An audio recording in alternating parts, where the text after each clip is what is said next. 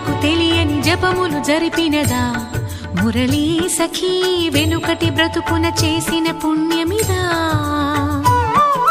తనువును నిలువున తొలిచిన గాయములే తన జన్మకి తరగని వరముల సిరులని తలచినదా